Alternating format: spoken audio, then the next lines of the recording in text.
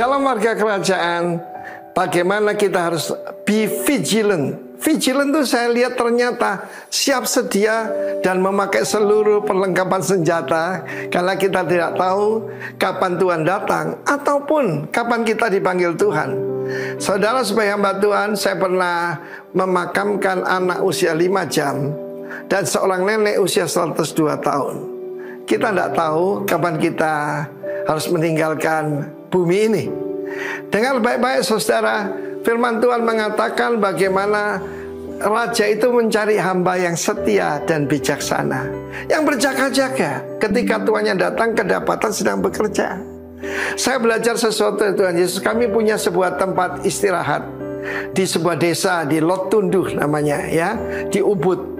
Dan kalau Anda pergi ke sana, kolam renangnya selalu bersih, rumputnya selalu tergunting baik, tidak ada yaitu rontokan bunga-bunga ataupun daun kelapa, semuanya bersih. Why? Saya tidak pernah memberitahu penjaga villa di sana kapan saya datang. Tidak pernah tahu dia, karena itu dia selalu berjaga-jaga supaya kedapatan kalau saya datangnya mendadak. Saya suka sidak di pelayanan juga, dan ini saya tiru dari Tuhan Yesus.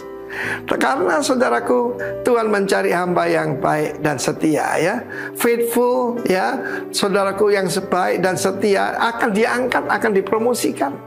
Pertama, jadi pengawas. Jangan lupa ya, ada 3 macam harta. Pertama, yaitu bisa dipercaya hartanya orang lain. Kedua, kalau bisa dipercaya naik, yaitu jadi pengawas itu tadi, yaitu hartanya sendiri, Tuhan percayakan. Yang ketiga lebih tinggi, harta yang sesungguhnya.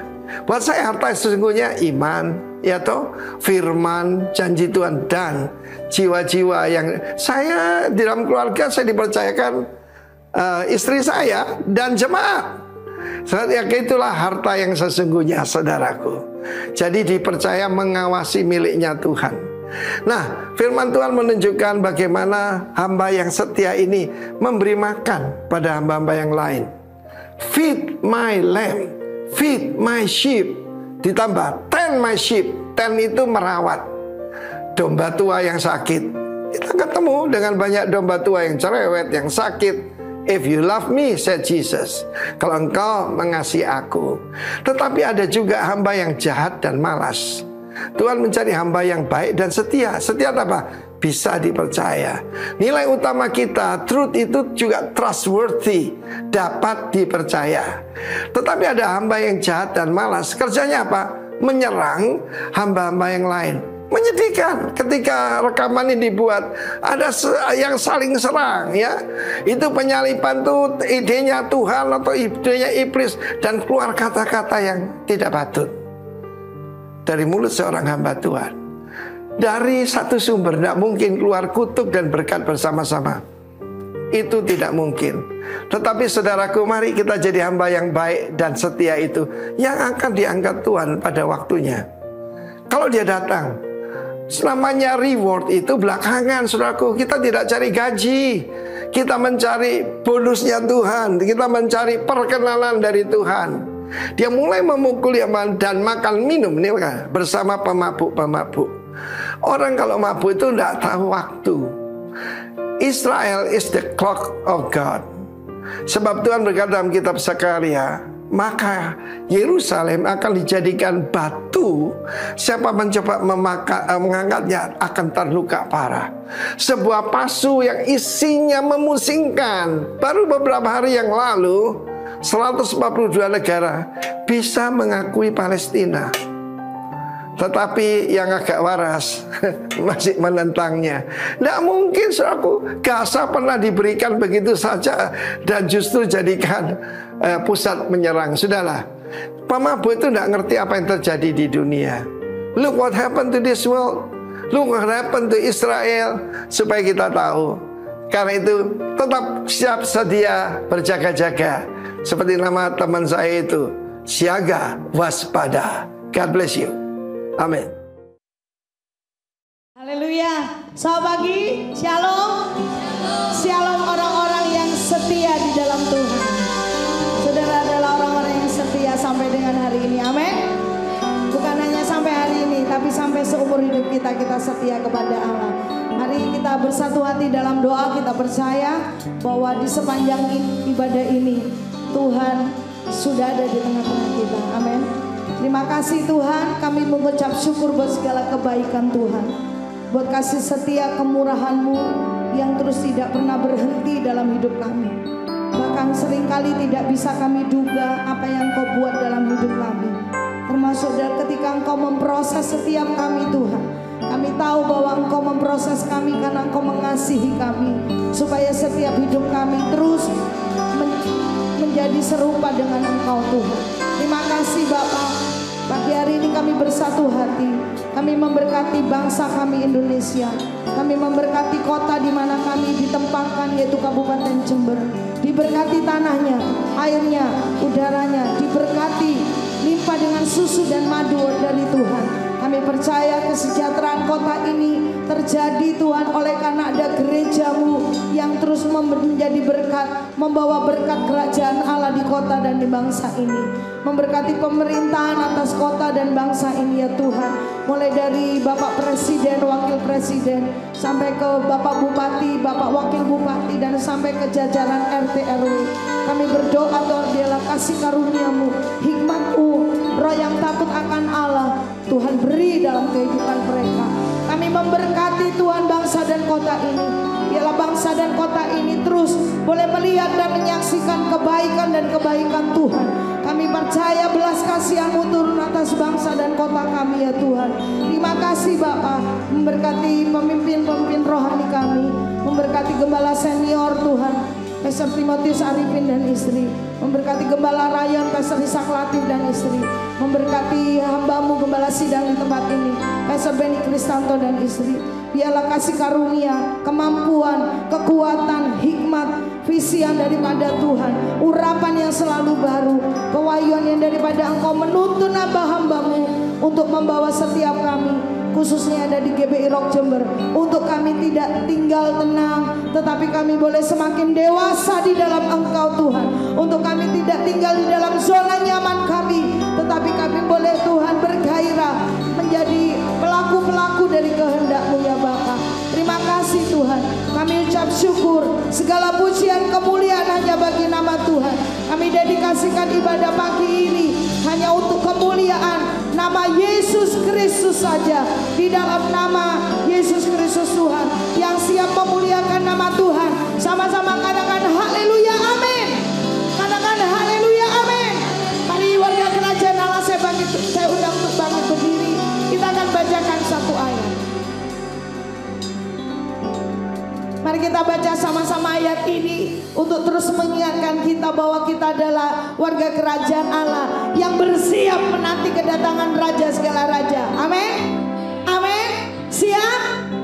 Kita siap kalau kita tidak pengangguran dalam kerajaan Allah, tapi kita melaksanakan kehendak Tuhan. Mari kita baca 1, 2, 3. Sebab itu hendaklah kamu juga siap sedia, karena Anak Manusia datang pada saat yang tidak kamu duga. Katakan kanan kiri, bersiaplah.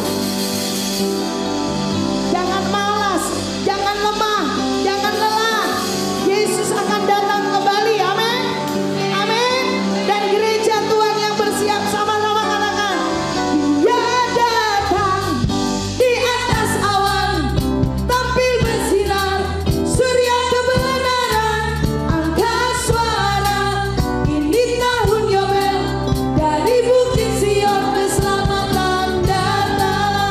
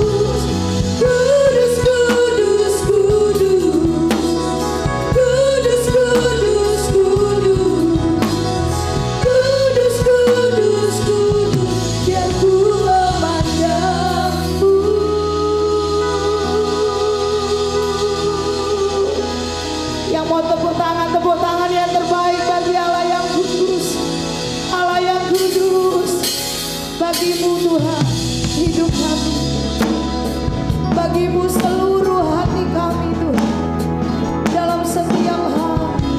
Haleluya.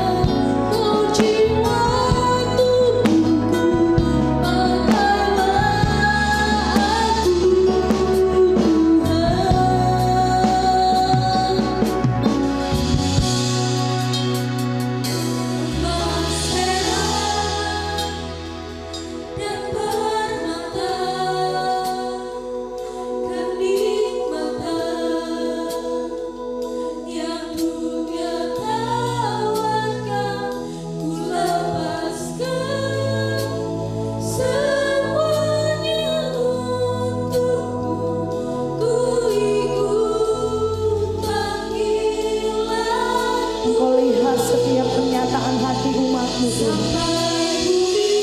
Sungguh kami mau setia kepada-Mu. Apapun yang terjadi di sekitar kami tidak bisa memadamkan cinta kami kepada-Mu. Yesus Tuhan.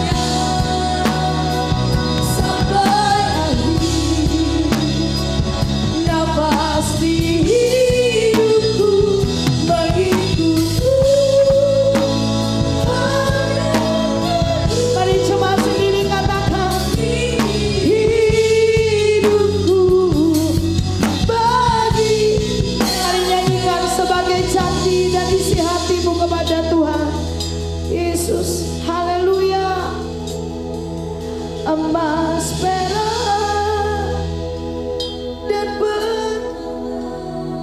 semua yang dunia tawarkan, semua yang dunia sediakan, tidak bisa mengalihkan pandangan kami dari Engkau, Yesus Tuhan. Untuk kami terus hidup pada panggilan-Mu, hidup dalam kekudusan, menyambut Yesus Raja datang. Oh, habis lenyap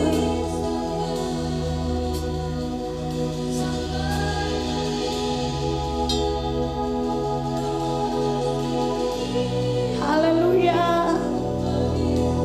Tidak ada yang gugur, tetap setia kepadamu Tuhan.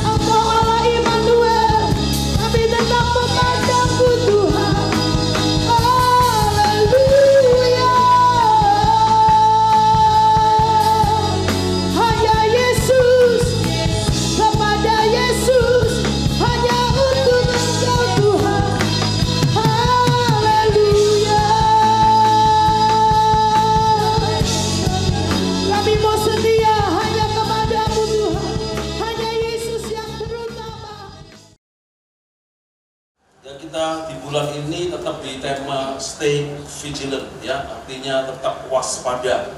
Saudara, coba bilang sama sebelah-sebelahnya, waspada. Ya, jangan lengah, jangan menjadi kendor. Apa namanya itu? Kesetiaan kita, iman kita, ya, kepada Tuhan Yesus. Karena kita tahu hari-hari ini adalah hari-hari yang jahat. Jangan biarkan hidup kita kemudian dipatahkan, dihancurkan oleh iblis, ya. Oke, stay vigilant, ya, tetap waspada. Di dalam Injil Matius 24 ayatnya yang ke-44 dikatakan begini.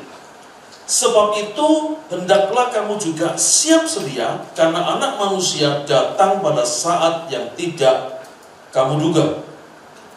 Jadi saudaraku dikasihi Tuhan, jangan lagi kita itu mempersoalkan kapan Tuhan datang, karena pasti Tuhan datang, ya. Mau besok, mau lusa, mau tahun depan, mau 10 tahun lagi, itu terserah Tuhan. Sebab dikatakan, saudaraku, di Kisah Para Rasul pasal 1 ayat 7, engkau tidak perlu mengetahui masa dan waktu yang ditetapkan Bapa sendiri menurut kuasanya. Jadi nggak perlu tahu, saudaraku, mau datangnya kapan, ya. Mau seperti apa datangnya, itu urusannya Bapa. Matius 24 ayat 36 katakan, tentang hari dan saat itu tidak seorang pun yang tahu, malaikat-malaikat di sorga tidak, dan anak pun tidak. Malaikat aja tidak tahu, apalagi kita. Anak itu dalam artinya adalah Tuhan Yesus pun tidak tahu itu, saudaraku. Apalagi kita. Maka sudah stop mempersoalkan kapan tepatnya tanggal Tuhan datang. Yang menjadi concern kita hari-hari ini, karena kita juga tahu, saudaraku dikasihi Tuhan, bahwa Tuhan itu pasti datang, ya. Maka yang harus kita lakukan, yang menjadi tanggung jawab kita, yang harus menjadi hal yang harus kita lakukan, harus kita waspadai adalah apa yang akan terjadi, saudaraku, dalam hidup kita sementara, ya, sementara Tuhan itu belum datang, ya. Karena dikatakan ready or not Jesus is coming. Yang setuju katakan amin. Ya, saudara siap atau tidak siap, saudara dan saya siap atau enggak siap, Tuhan pasti datang. Nah, doa saya adalah kita semua tetap siap, tetap waspada, tetap berjaga-jaga. Jadi kalau sewaktu-waktu Tuhan datang, kita siap. Jangan seperti 5 gadis bodoh, saudaraku, ya, yang meremehkan, yang mengabaikan, sehingga dia tidak menjaga pelitanya tetap menyala, dia tidak punya persediaan minyak di sana, sehingga ketika pelitanya menjadi padam, dia tidak bisa mendapatkan minyak, tidak bisa menjaga pelitanya tetap menyala, ya, dan sehingga pada waktu mereka pergi untuk membeli minyak kepada penjual minyak, maka mempelai itu datang dan mereka tertinggal, ya. Nah, oleh sebab itu, saudaraku dikasihi Tuhan, kita mesti staying vigilant and be ready, ya. Kita mesti tetap waspada dan selalu siap sedia. Apa yang harus kita lakukan untuk menyambut kedatangan Tuhan? Untuk mempersiapkan diri kita, ya, sementara Tuhan itu sedang dalam perjalanan, dalam tanda kutip, ya, quote unquote itu kan sedang dalam perjalanan, tibanya kapan? Nah, itu urusannya Tuhan. Supaya berjumpa dengan kita, menjemput kita sebagai mempelai wanitanya, itu urusan Tuhan. Nah, saudaraku, yang pertama yang harus kita lakukan di masa tunggu, ya, saudaraku, biasanya orang kalau menunggu itu kan melakukan sesuatu, ya. Ada yang sambil nunggu, misalnya lagi mau nunggu penerbangan, saudaraku, ya, mau naik pesawat, nunggu, belum boarding. Apa yang dilakukan? Ada yang tidur. Bisa enggak tidur? Bisa. Kalau nunggunya lama, saya berangkat ke Nias kemarin, 2 minggu lalu, itu penerbangan bersama rombongan itu pagi, jam 5 pagi dari Jakarta menuju Medan ke Gunung Sitoli. Setelah itu jalan darat 2-3 jam menuju Nias Barat. Nah, saudaraku, karena mesti berangkat pagi-pagi, tidak ada penerbangan Surabaya-Jakarta yang pagi, lebih pagi daripada itu.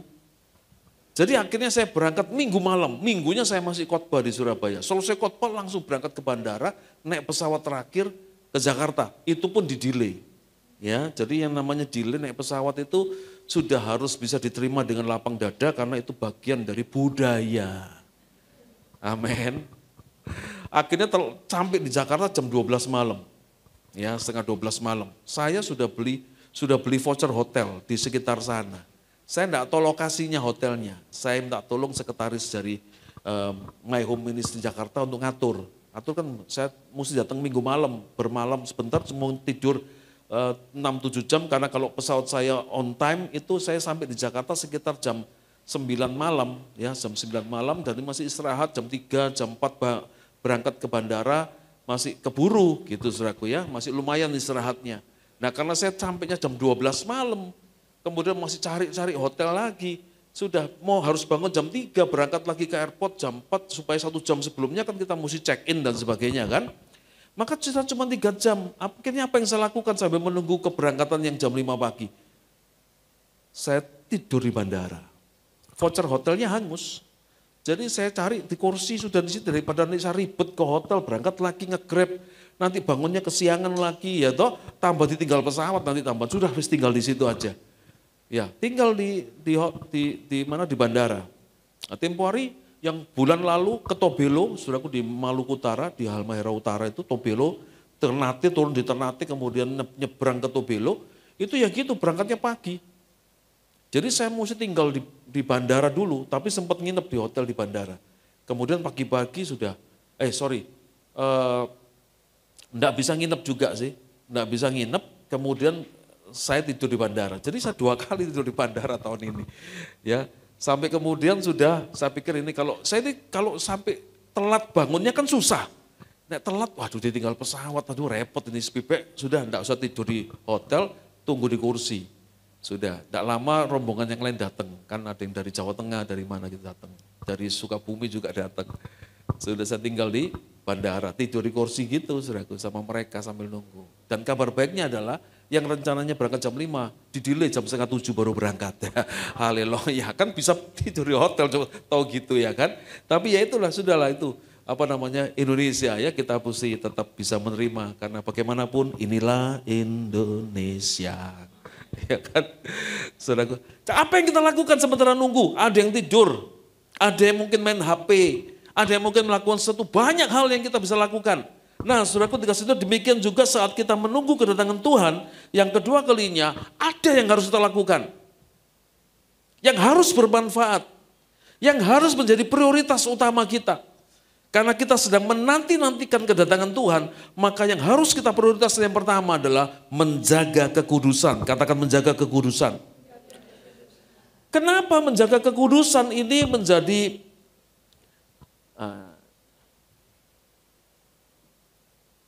ini ya. Mengapa menjaga kekudusan menjadi sesuatu hal yang paling penting ya, yang menjadi top priority kita? Sebab yang pertama Ibrani 12 ayat 14 katakan tanpa kekudusan tidak seorang pun akan melihat Tuhan.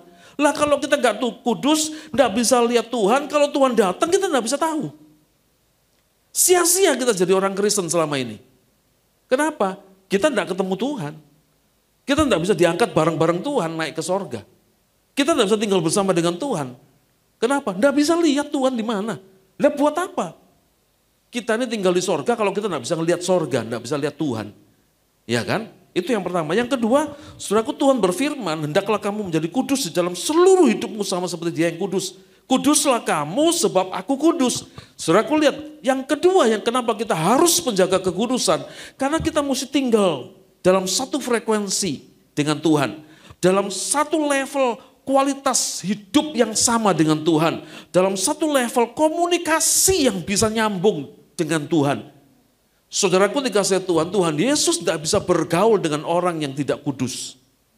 Ya, salah satu ayat di dalam Yesaya dikatakan begini, bukan tangan Tuhan kurang panjang untuk menolong, bukan telinganya kurang tajam untuk mendengar, tetapi yang menghalangi Tuhan,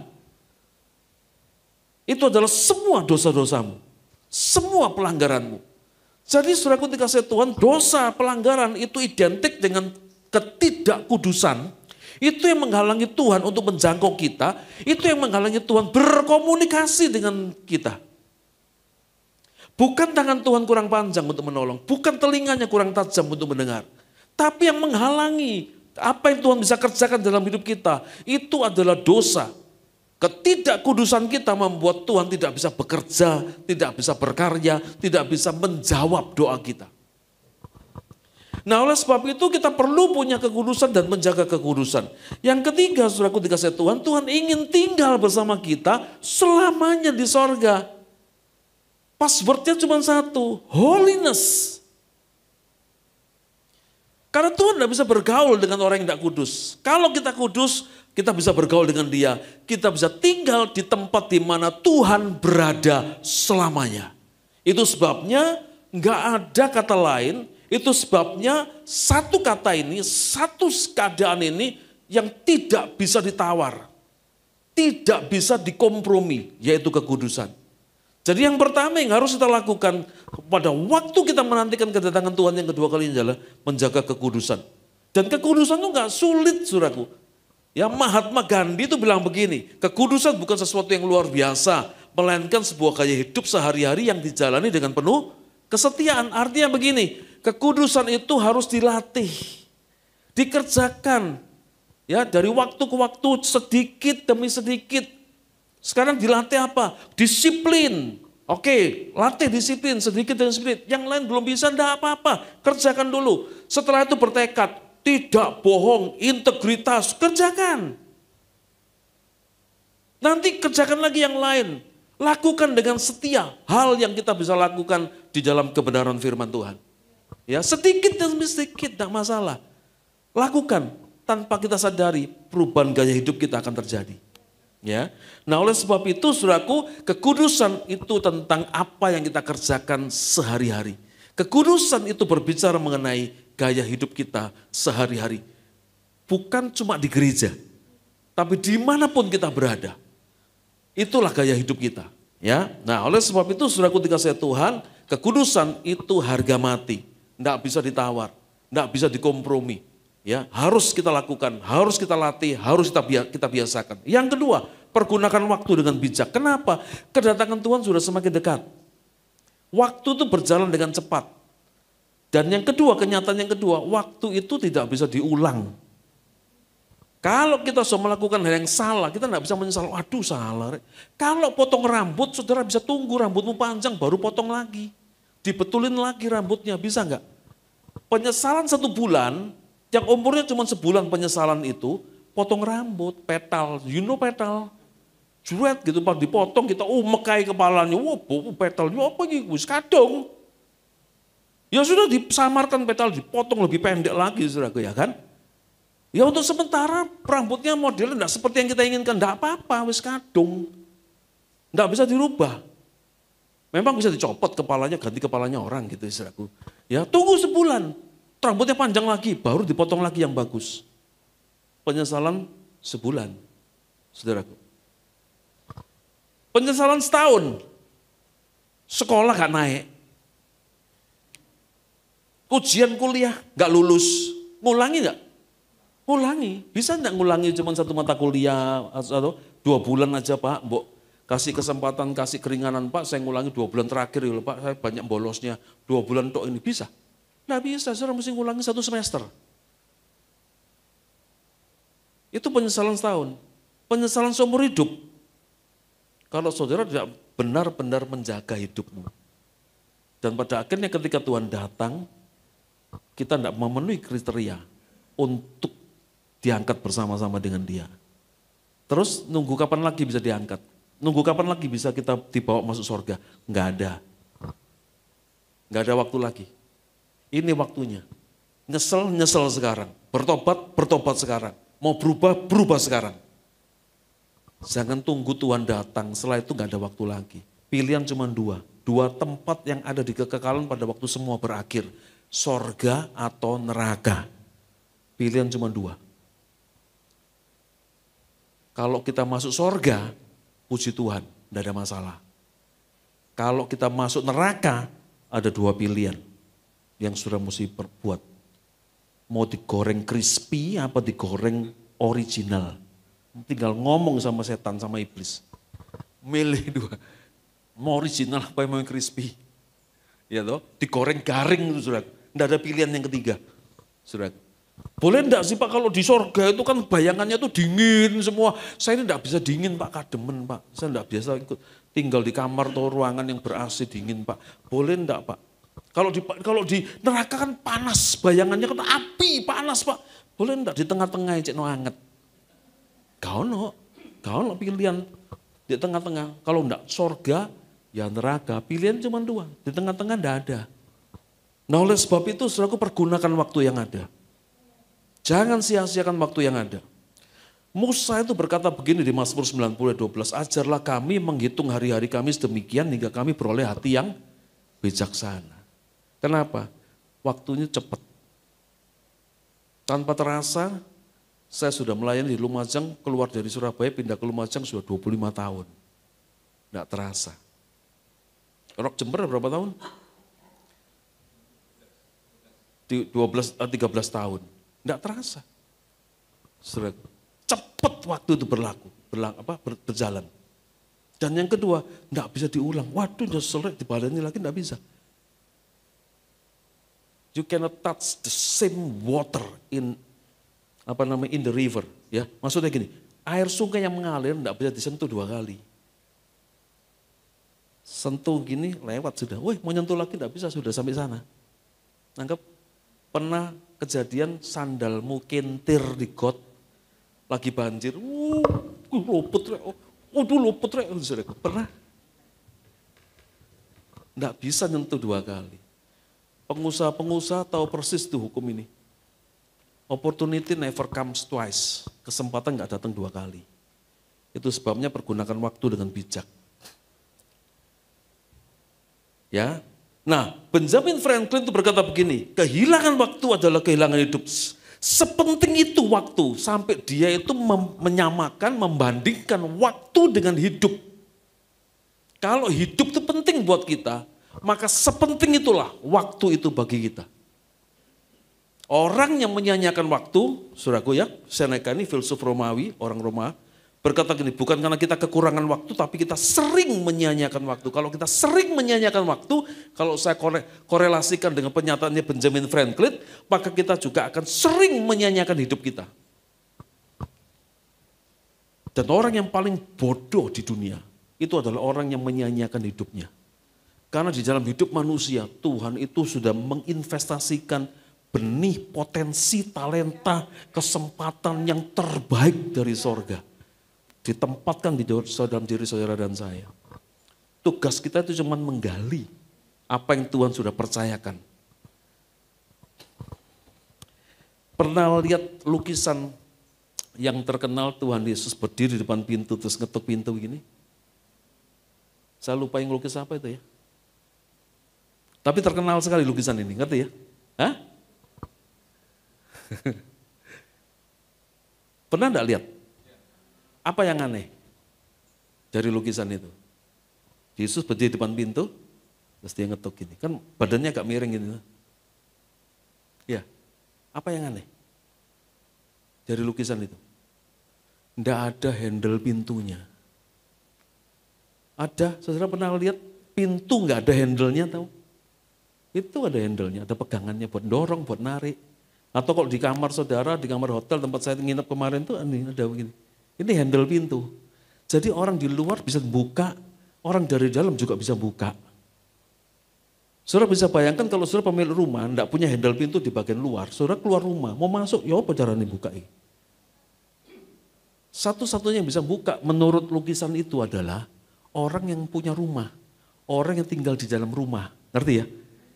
Dan ternyata dipikir oleh orang, loh ini kamu tuh ngelukis salah nih, kau handle lali yo gitu saudara. Yang ngelukis bilang begini, aku enggak lupa, aku memang sengaja. Loh kenapa?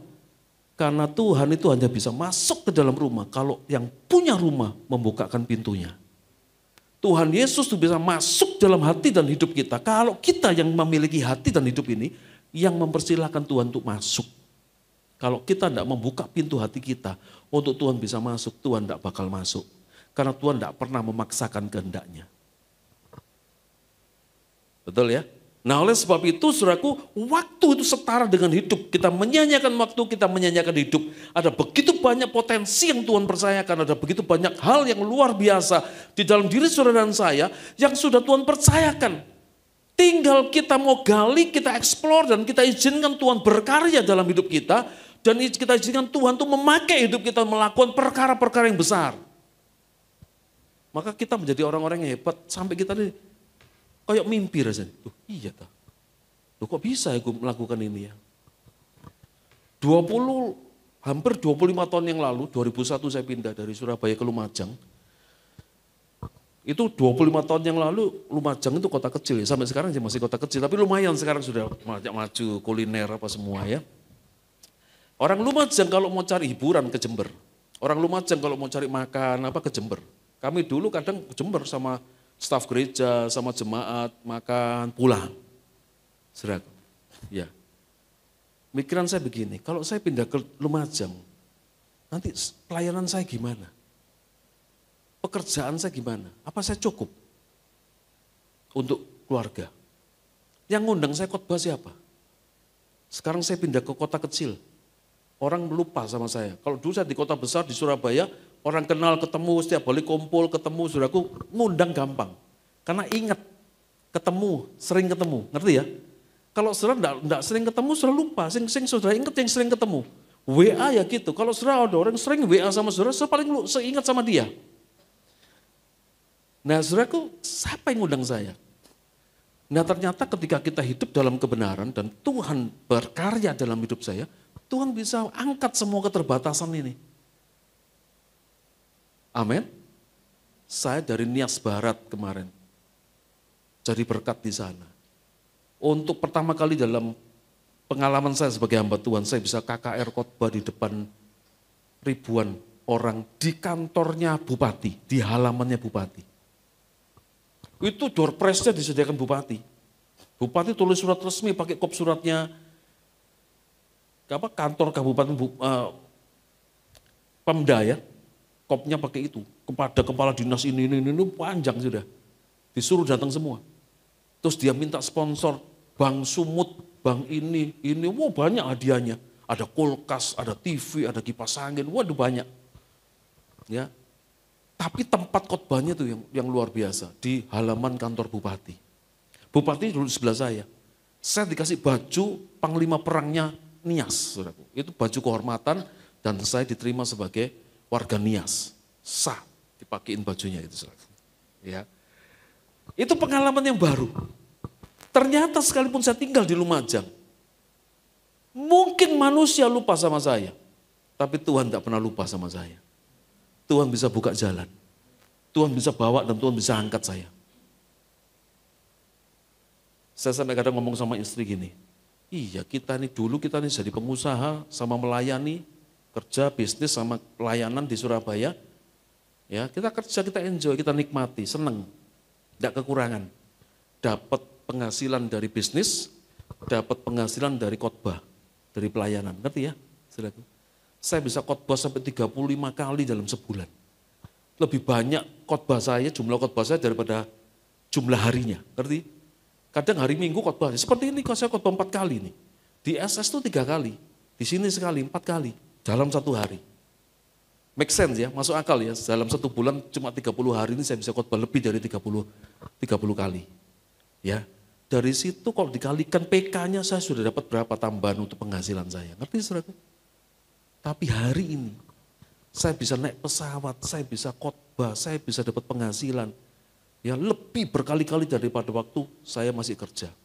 Besok Senin ini saya berangkat ke Korea. Lali sanggun nih.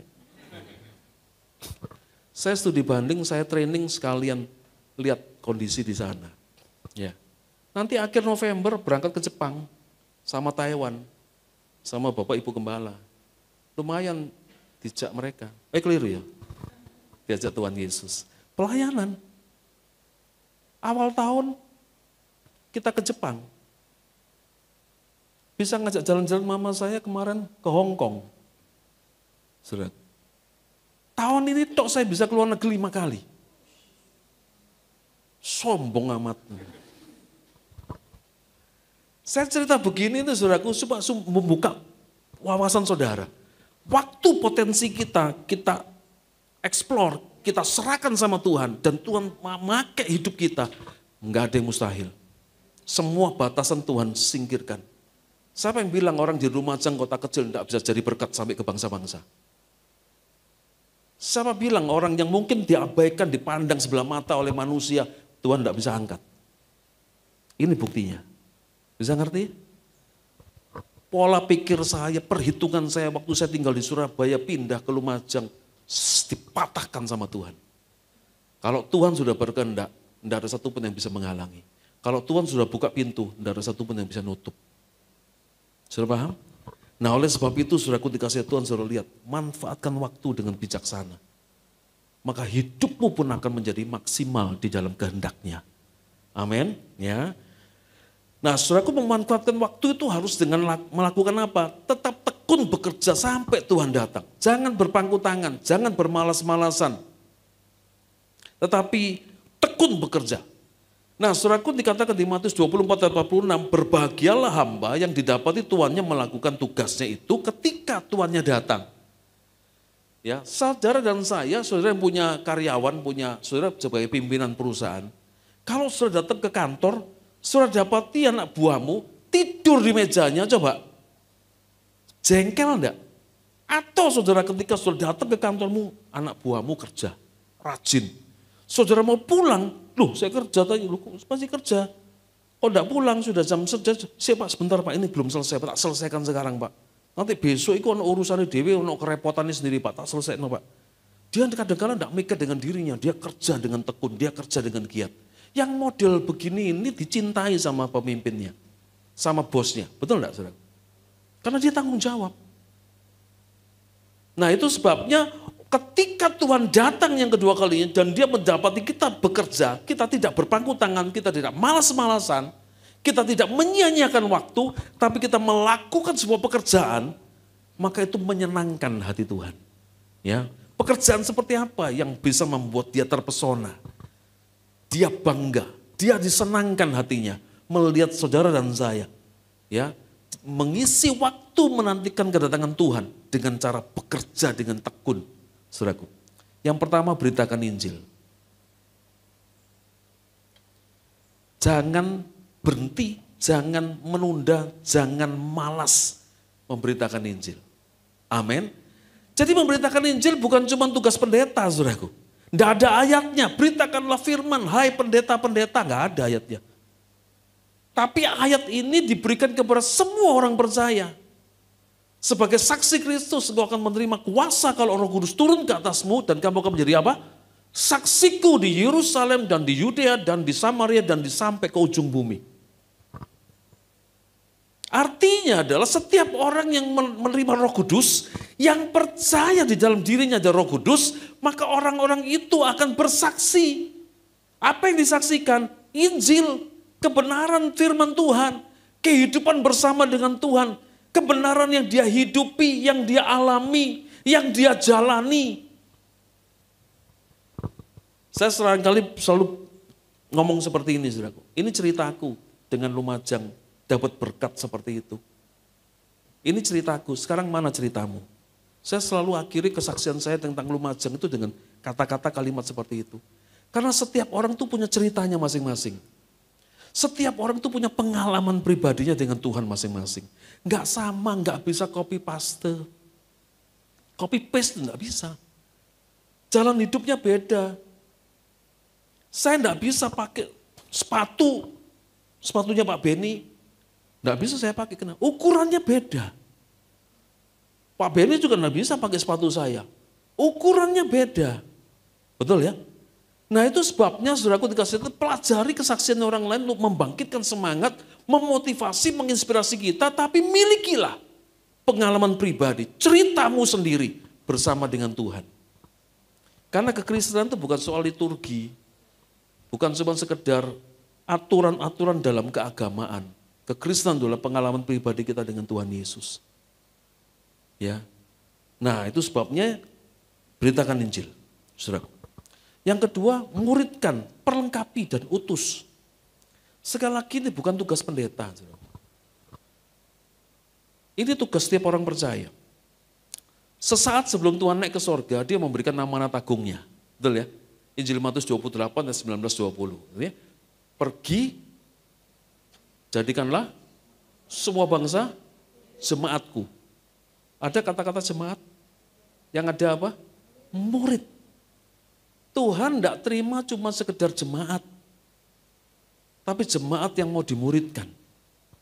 Kalau saudara tidak bisa dimuridkan di sebuah gereja, saudara bukan jemaat Tuhan. Bukan jemaat gereja itu, saudara bukan jemaat Tuhan. Karena semua jemaat Tuhan itu harus mau dimuridkan. Di mana caranya memuridkan? Di komsel-komsel. Kalau minggu, kalau di komsel, aturan yang dipakai, semua yang diterapkan kita ikuti, itu murid. Saudara pernah tahu enggak? Saudara pernah sekolah? Pernah sekolah ya. Pernah enggak saudara sekolah, masih SD, masih SMP, semua pakai seragam enggak? Itu saudara enggak pakai seragam sendirian. Aku pakai ini mau apa? Ayo, datang ke sekolah dengan cara seperti itu. Apa yang terjadi? Nah, zaman saya dulu kecil, saudaraku, sekolah, SMP nih. Bukan cuma sekedar pakai seragam. Kuku dilihat, tangannya gini, saudaraku. Lu lupa kak, potong kuku. Gurunya itu pakai, tahu zaman dulu anak penggaris dari kayu panjang begini. Anak meteran nih. Jalan begini, saudaraku. Lo, tok, gitu, saudaraku. Aduh. Ngerti? Bahkan kuku pun itu harus diperhatikan. Jangankan enggak pakai seragam. Oke Pak, itu kan kecil Pak. Saya sudah kuliah Pak. Pakai bajunya sembarang Pak. Kuliah Pak. Mahasiswa. Iya oke. Terus kamu enggak ngikuti aturannya waktu kuliah. Terus kamu enggak kerjakan tugas-tugas kuliahmu. Terus kamu enggak bikin kemudian skripsimu.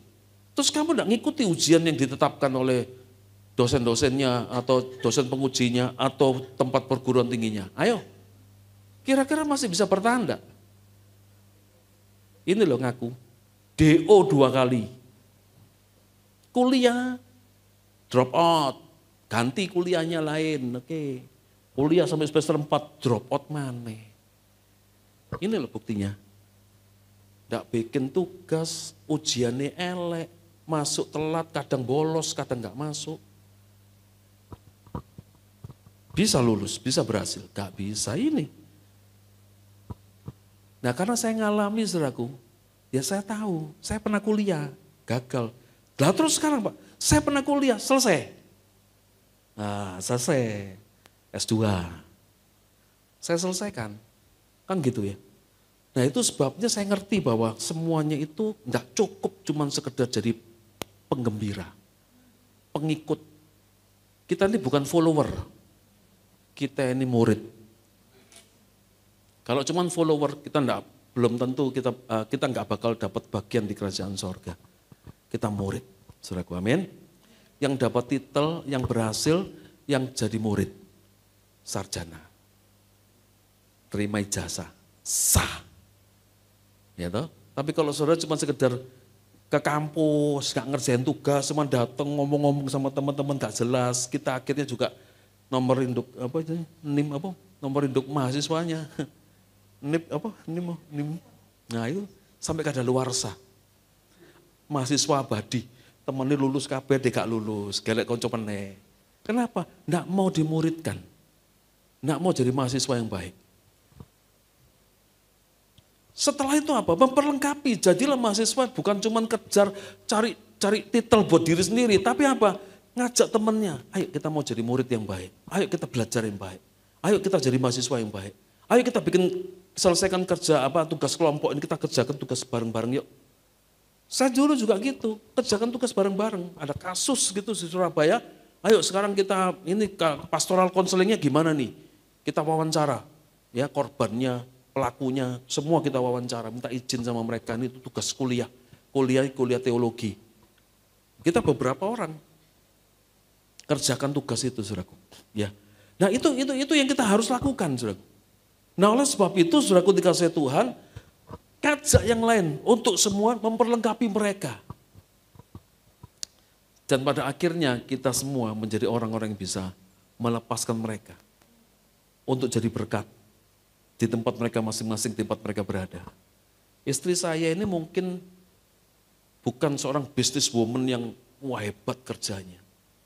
Dia mungkin bukan orang akademis yang waduh titelnya sampai tinggi-tinggi. Dia ibu rumah tangga yang kesetiaan, kesederhanaannya luar biasa. Saya tidak bisa lakukan apa yang dia bisa lakukan. Dia bisa ngonselingnya orang sabar gitu. Saudara. Dia bisa memperdamaikan dua orang yang tegangan tinggi. Saya bersyukur sama Tuhan, kenapa? Karena ternyata Tuhan tuh memperlengkapi saya, pelayanan kami dan hidup saya ini dengan dia. Persis bagus banget. Kalau saya tok, saudaraku, bubar gereja itu. Aku gak kenean, itu tegangan tinggi, tak bentuk tembok habis, son. Diomongi gak kena, mulai. Begitu, saudaraku. Tapi dia sabar, ditemoni, diajak ngomong. Saya bilang gini loh, kamu di mana kok gak pulang-pulang? Iki gak mari-mari. Lu 2 jam. Ini aku mesti ada acara lain. Ya tidak apa-apa tinggalin wis. Saya pergi ke tempat yang lain karena ada acara. Saya pelayanan tetap ya, bagian dari tugas saya. Jadi saya datengin tanpa dia. Ya dia nyelesaikan ini. Bubar malam ketemu di kamar. Siapa? Ya sudah, bagus, puji Tuhan, ada rekonsiliasi, selesai masalahnya. Waduh, lega. Kalau saya tidak bisa, dia sabar orangnya. Nah saya ini orangnya global, saudaraku. Wah segini aja gitu. Dia bisa detail. Nah itu sebabnya, saudaraku, satu kali ketika dia masih di Surabaya, dia ngantor, dia kerja, sudah pelayanan. Sampai sama bosnya tuh dipercaya menjadi ketua persekutuan doa kantor. Dia yang jadwal siapa yang mimpin pujian, dia yang jadwal pendeta siapa yang khotbah. Usianya masih muda. Tapi teman-temannya di kantor tuh kalau konseling sama dia. Selingkuh ngomongnya sama dia, aku iki seneng mbek iki. Lho bojomu ya apa? Ya gak iso ngono males. Jangan diomongi. Akhirnya pulih. Ya toh? Sampai kami pindah ke Lumajang. Itu kejadian sudah puluhan tahun, pindah ke Lumajang. Sampai di Lumajang ketemu bekas temannya dia sekantor. Baru saya ngeh apa yang dia kerjakan yang tidak terlihat di permukaan. One on one evangelismnya dia. Enggak kelihatan, dia bukan tipe KKR khotbah di depan, wah enggak kelihatan. Dia di bawah. Orang itu bilang begini yang di Lumajang, saya dulu itu diajari kenal Tuhan Yesus sama Nuni ini. Usianya lebih tua. Saya kalau enggak dibimbing sama dia, saya sudah enggak jadi orang percaya. Sampai sekarang mereka jadi orang percaya. Pelayanan di gerejanya. Enggak pindah ke tempat kita, enggak. Dia bilang gini, enggak, nek pindah ini nanti ribut semua. Tapi aku enggak pernah lupa, aku bisa begini karena ada Nuni. Dia bilang gitu. Ngomong sama temannya gereja, ini dulu yang bimbing aku. Temannya lagi yang ada sudah nikah, sudah punya bisnis besar di kota yang lain. Aku menyempatkan diri datang ke Lumajang supaya dia bisa lihat kami sekarang bagaimana. Ya, dia bilang, ini saya ngajari aku ini. Kesaksian di gereja kita, dia ngomong itu loh. Ibu Gembala saudara ini, cerewetnya sampai saya akhirnya berubah dan jadi cinta Tuhan. Pulang-pulang, ya ninggali oleh-oleh. Ini enggak banyak tapi sedikit. Jangan dilihat isinya, lihat amplopnya. Gitu. Oh ya, puji Tuhan. Kewalik ya. Jangan dilihat apa? Amplopnya, tapi lihat isinya. Enggak, itu bagian dari anugerah berkat Tuhan ya. Semuanya itu Tuhan enggak pernah lupakan. Upah datang dari Tuhan. Jangan berharap upah. Amin ya. Lakukan tugasmu. Nanti yang ngurus upahmu itu Tuhan. Ya. Nah, oleh sebab itu muridkan, perlengkapi, utus saudaraku. Yang ketiga, pelihara iman sampai akhir. Jangan berhenti di tengah jalan. Jangan jadi kendor di tengah jalan. Karena kalau pas kita lagi kendor, lagi mundur, apalagi lagi padam pelitanya, Tuhan pas datang waktu itu blind. Terus siapa ini?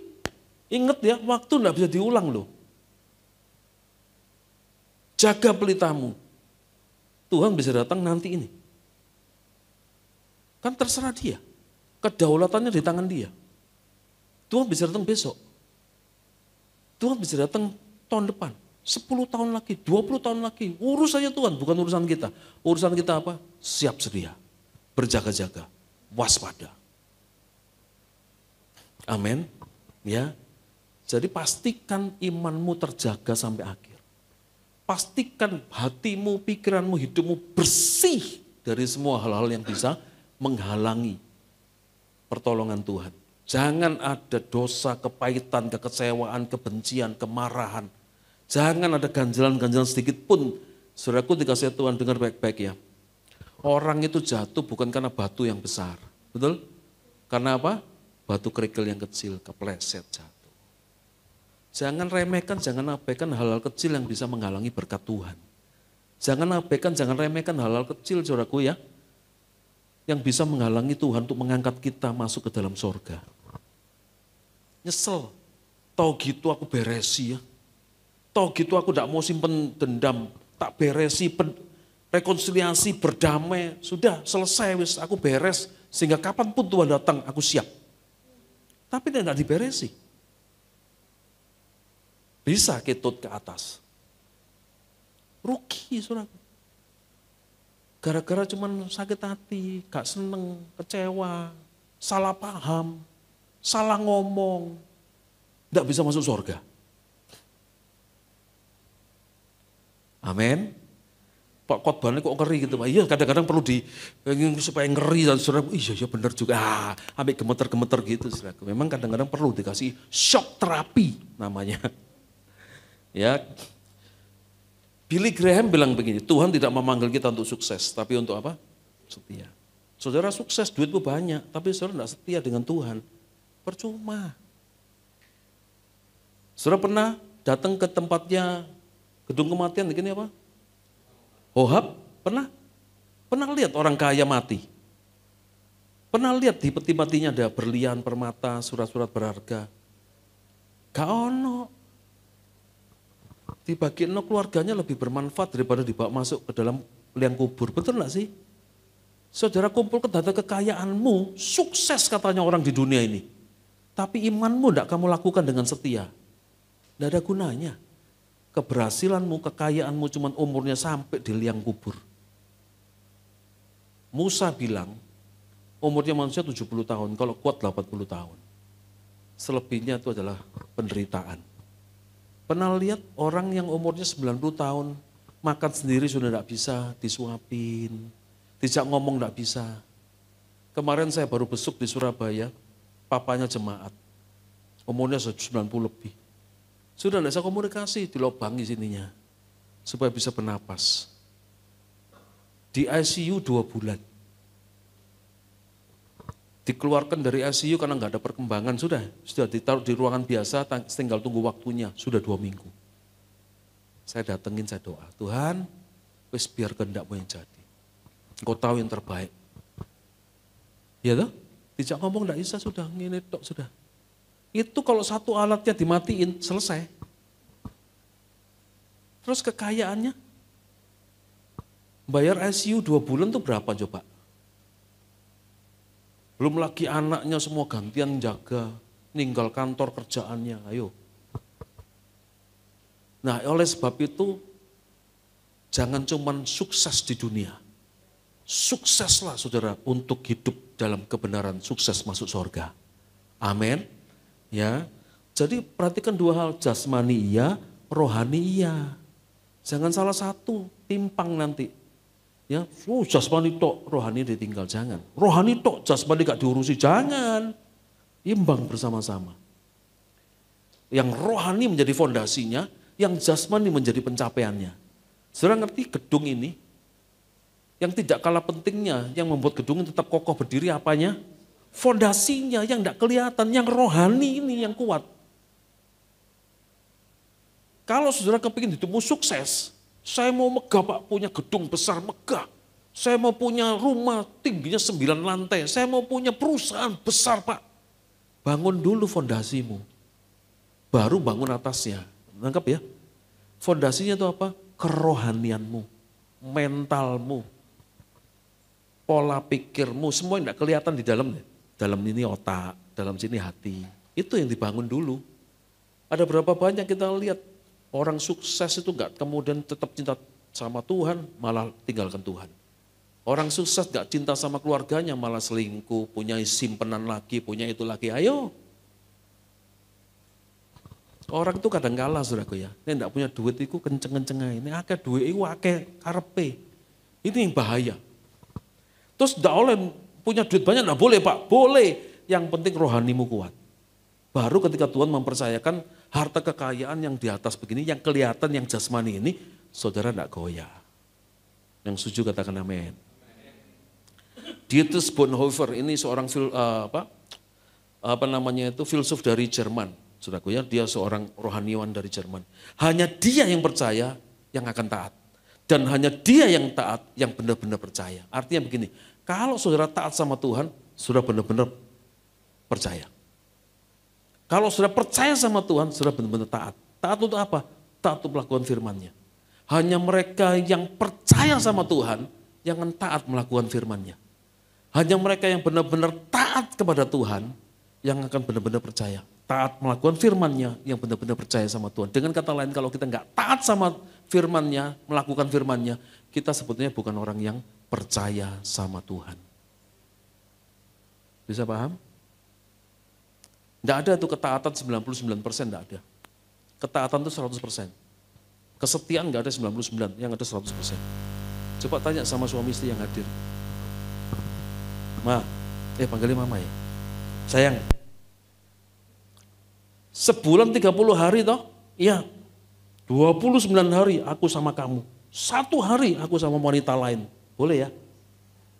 Ayo, coba tanya. Boleh enggak seperti itu? Kalau taat itu ojo mulai pisan. Pokoknya aku di rumah, aku bojomu. Begitu keluar pintu rumah, aku bojone wong akeh. Ayo. Mau ketaatan seperti itu? Kesetiaan seperti itu? Ketaatan, kesetiaan 100%. 1% aja kita nggak taat, itu sama dengan kita tidak taat seluruhnya. Oke? Yang ketiga tetap waspada, saudaraku. Ya, ingat ada iblis yang selalu berjalan berkeliling.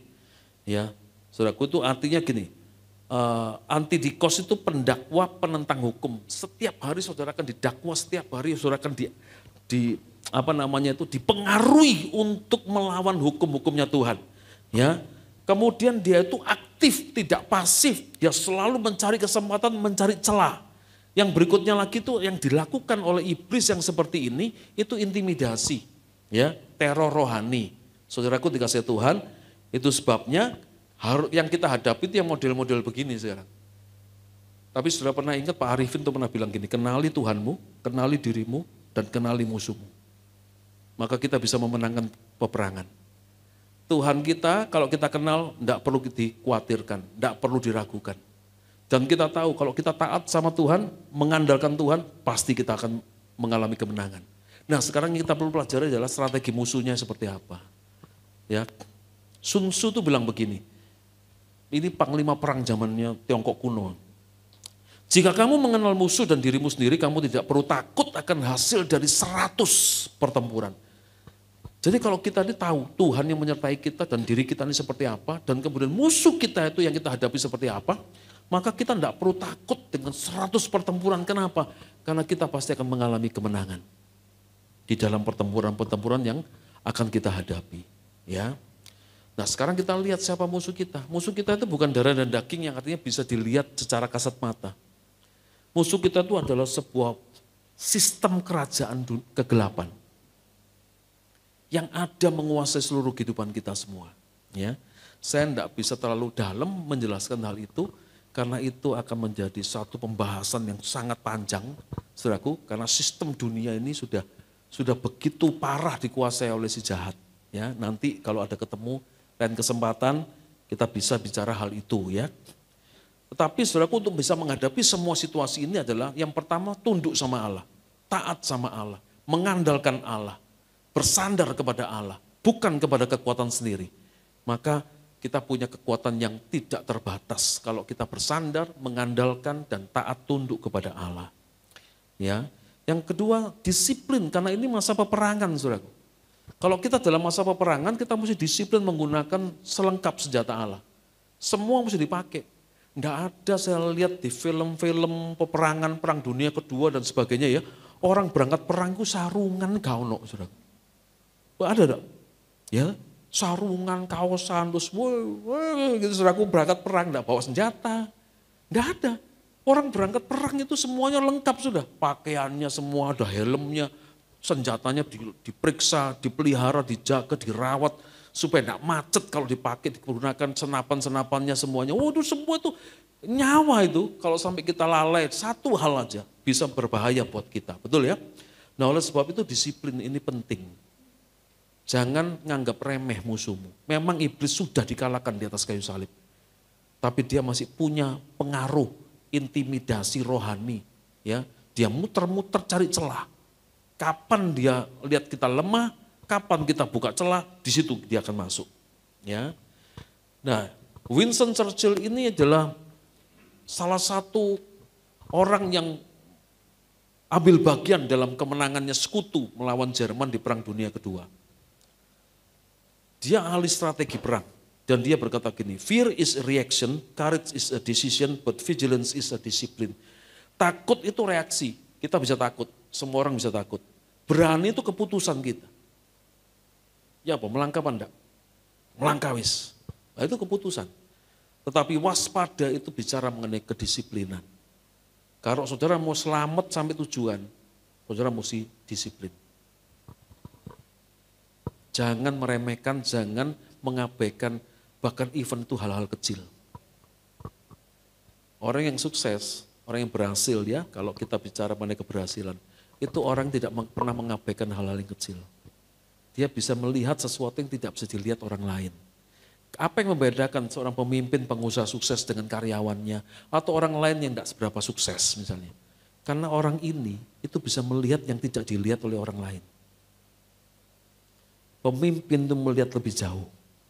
Pemimpin itu melihat sesuatu yang belum dilihat oleh orang lain. Tadi waktu ke situ, yang tadinya itu di depannya gereja SS itu tulisannya itu lapangan futsal, United Futsal. Sekarang jadi apa? Pedal. Tahu pedal? Lagi booming sekarang. Ya, 2 tahun terakhir ini pedal booming 1 jam itu sewanya di Surabaya 450.000 nyawa lapangannya tok. Raketnya 4 juta, saya sudah tanya. Saya mau bikin lapangan pedal di Lumajang. Pedal sing kakinya 4, buntut ini. Pudel itu duduk pedal. Saya pergi ke Denpasar, waktu ke LC ketemu teman sama teman karena dia ikut main pedal, dibawa ke lapangan tempat dia biasa main.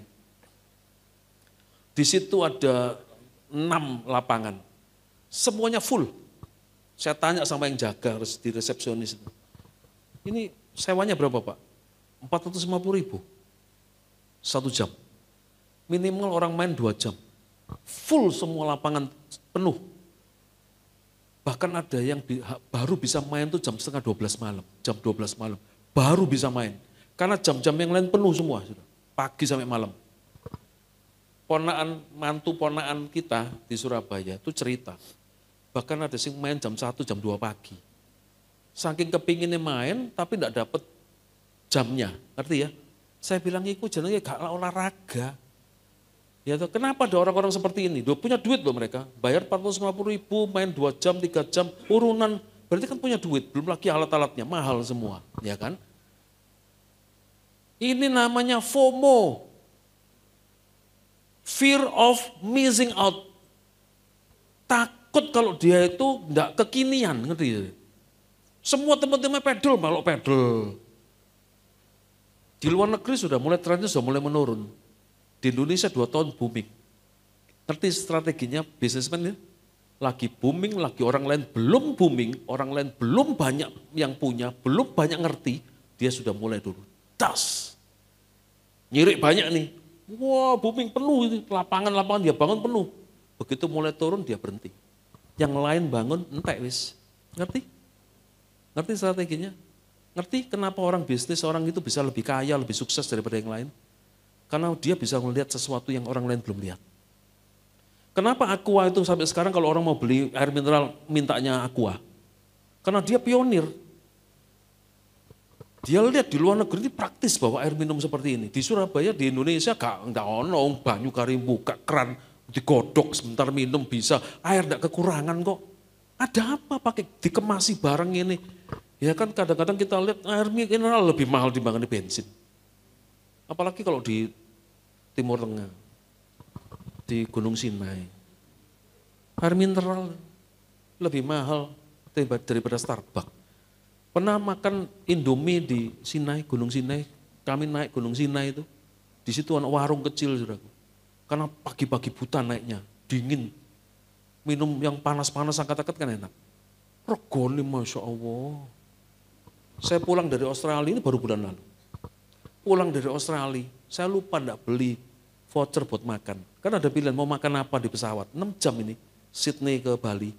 Ya lanjut ikut KLC. Saya enggak beli, saya pikir murah, itu kursi murah gitu kan. Di pesawat yang lain dibagiin makanan gini. Loh, kita kok gak oleh? Mbak, manggilnya Mbak mau apa ya? Sus, kamu gak order, gak pesen tidak ono, mau beli langsung bisa. Yo beli langsung, dikasih menu nih. Tak baca menunya, tak bolak-balik dari ujung ke ujung, balik meneh. Larang kabeh. Wis paling itu Indomie, pop mie. Tahu pop mie? Wis iki paling gampang, makan berdua, anget itu. Ditutup ini anget-anget, makan gini enak, wis paling gampang, wis gak ribet buka-buka. Makan ribet ini ya enak. Regone piro? $8. 80.000 pop mie. Makan berdua. Pop mie paling mahal yang pernah kita makan. 80.000. Nah makanya saudaraku dikasih Tuhan, kita mesti disiplin, kita mesti memanfaatkan setiap waktu yang ada. Nggak akan bisa terulang apa yang sudah terjadi. Itulah kenapa bisnismen itu ngelihat yang sukses itu ini waktunya. Ini sudah mulai ditinggalkan, selesai, kita ringkas ganti. Ya. Nah oleh sebab itu milikilah ketajaman bersama Roh Kudus untuk membaca tanda-tanda zaman. Tuhan sebentar lagi akan datang. Jangan silau oleh harta kekayaan dunia saja. Tapi kita mau melihat kemuliaan, kekudusan yang dari Tuhan menjadi bagian dari hidup kita semua. Amin. Tetaplah waspada dan bersiap sedialah, berjaga-jagalah. Musuh kita itu nyata, tapi Tuhan kita jauh lebih besar. Kewaspadaan adalah kunci untuk bertahan dan menang. Jangan lengah, jangan sendirian. Ikut komsel, miliki komunitas yang baik. Dan yang terakhir jangan jauh dari Tuhan. Itu cara kita untuk berjaga-jaga dan menyambut kedatangan Tuhan yang kedua kalinya. Amin. Mari kita berdoa. Tuhan terima kasih buat anugerah-Mu, mengucap syukur buat segala kebaikan-Mu. Kiranya kebenaran firman-Mu dimeteraikan dalam hati kami, dan kiranya Roh Kudus menolong kami untuk kami boleh menjadi pelaku-pelaku firman. Kami mau tetap waspada dan berjaga-jaga. Sementara waktu masih ada dan sementara Tuhan dalam perjalanan untuk datang. Kami mau siap. Kapanpun Tuhan datang. Terima kasih Bapa. Dalam nama Yesus. Mari semua yang percaya sudah diberkati Tuhan. Diberkati oleh kebenaran firman-Nya. Mari sama-sama kita katakan. Amin.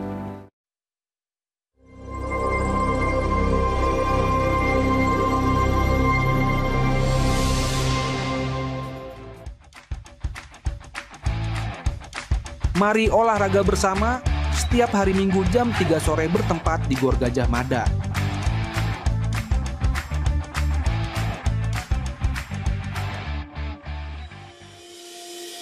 Rock Journey Kelas Disciple pada tanggal 13, 20, dan 27 Oktober 2025 diadakan melalui Zoom. Mari bergabung dalam Rock Journey untuk kita diperlengkapi lebih lagi. Daftarkan diri Anda sekarang juga dengan menghubungi Rock Center Jember Komunitas Kerajaan atau KK adalah sebuah komunitas yang berkomitmen untuk saling mendukung, saling mendoakan, dan belajar untuk hidup sama seperti Mesias hidup. Kami mengajak bagi Anda yang rindu tertanam di dalam KK, segeralah bergabung dan hubungi Bapak Adi Chandra atau Rock Center Jember. Mari kita bersama-sama berdoa untuk bangsa dan kota kita dalam doa pagi melalui Zoom yang diadakan setiap hari Sabtu pukul 5 pagi. Ibadah anak, Rocky, setiap hari Minggu pukul 8, bertempat di ruang Rocky House Music Room Mojopahit F1 Jember. Mari para orang tua, dukung anak-anak untuk beribadah dan belajar bersama dalam suasana yang penuh kasih dan keceriaan. Mari ambil bagian bersama untuk memperindah perayaan Natal kita tahun ini. Tim dekorasi Natal membutuhkan sekitar 800 kemasan detergen atau snack dengan bagian dalam berwarna silver mengkilap yang akan digunakan untuk membuat pohon Natal. Kemasan dapat dikumpulkan pada hari Minggu setelah ibadah kepada Ibu Lia atau melalui GKK masing-masing. Mari hadir bersama dalam acara Good Talk Extravaganza yang akan diadakan pada tanggal 25 Oktober 2025 pukul 9 pagi bertempat di New Sari Utama Convention Hall. Acara ini akan menghadirkan Profesor Dr. Hans Tandra, seorang ahli kesehatan yang akan berbicara tentang how to get a healthy life. Terdapat juga Pandi Santoso Krispat sebagai guest star. Segera daftarkan diri Anda.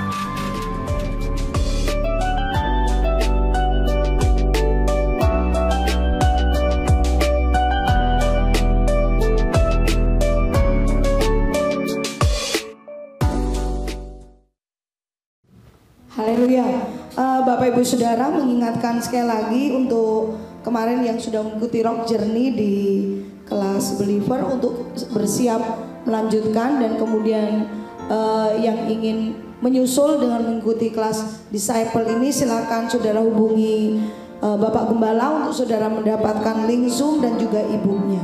Putrinya, mari kita jemaat ulurkan tanganmu sebagai tanda kita mendukung orang tua yang berdoa bagi anaknya. Kami mengucap syukur untuk setiap anak yang Tuhan beri dalam kehidupan setiap keluarga ini, Tuhan. Kami percaya setiap anak bernilai, berharga, dan bagi ayah ibunya, biarlah setiap anak boleh menjadi tanggung jawab, menjadi kesukaan, dan dia boleh mendidik, memberi teladan di dalam hidup akan kesetiaan kepada Tuhan. Terima kasih untuk masa depan yang indah, untuk masa depan yang gilang gemilang dalam kehidupannya. Terima kasih untuk orang tua yang memberikan teladan, memberikan pengajaran, didikan, sehingga mereka pada masa tuanya tidak pernah melenceng ke kanan ke kiri. Terima kasih Tuhan untuk semua kasih setiamu, terima kasih untuk berkat-Mu. Biarlah kesehatan, kesejahteraan menyertai kehidupan anak ini dari sejak masa kecilnya, dan boleh mempermuliakan nama Tuhan dimanapun kapanpun. Terpuji namamu kekal selamanya. Di dalam nama Yesus kami berdoa dan melepaskan berkat. Mari kita yang percaya katakan amin. Mari warga kerajaan Allah kita bangkit berdiri. Kami nyatakan Engkau satu-satunya Allah dalam hidup kami. Terima kasih Tuhan.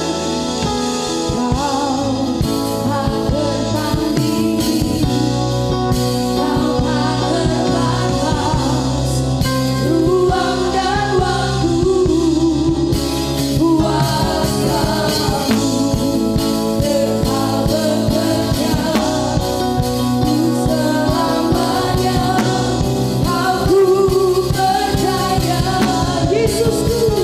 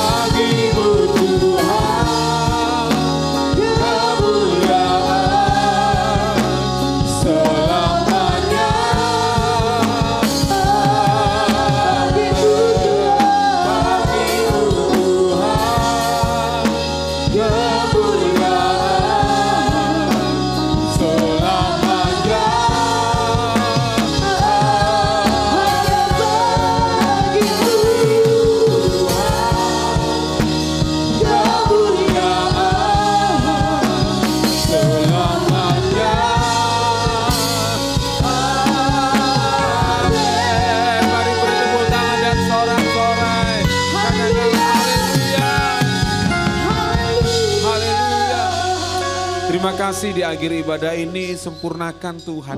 Yang sakit disembuhkan, yang lemah dikuatkan. Apapun keadaan kami pulang dengan kekuatan yang baru yang datangnya daripada Tuhan. Terima kasih. Kami jemaat Tuhan di tempat ini berdoa buat orang tua rohani kami. Bapak Latif bersama dengan istri. Kami terus berdoa kiranya terus Tuhan yang mengurapi, memperlengkapi hamba-Mu. Sebab kami percaya bahwa kepercayaan-kepercayaan besar yang Tuhan percayakan dalam kehidupan orang tua kami. Kami percaya bahwa kemampuan Allah yang menolong, yang memampukan. Sehingga kemanapun hamba-Mu ini pergi. Kami percaya penyertaan, bahkan tanda-tanda ajaib, tanda-tanda heran menyertai hamba-Mu ini Tuhan. Terima kasih buat berkat yang dibagikan buat setiap kami. Buat kehidupan yang dibagikan buat setiap kami. Kami percaya lewat kedua hamba-Mu ini Tuhan. Nama Tuhan semakin dipermuliakan. Kerajaan Allah semakin diperluas. Terima kasih. Sebelum kami pulang, kami memberikan persembahan di tempat ini. Tuhan, kami menabur di tempat ini karena kami tahu Tuhan yang sudah berkati kami. Dan kami percaya satu hal, Tuhan adalah sumber kehidupan atas hidup kami. Yang memberkati setiap pekerjaan tangan kami. Terima kasih. Mari kekasih Tuhan, warga kerajaan Allah, angkat tanganmu di hadapan Tuhan. Pulanglah dan terimalah anugerah Tuhan yang melimpah turun atasmu. Diberkati keluar masukmu, diberkati keluarga dan rumah tanggamu. Diberkati apa yang kau kerjakan dengan tanganmu, Tuhan yang membuatnya berhasil.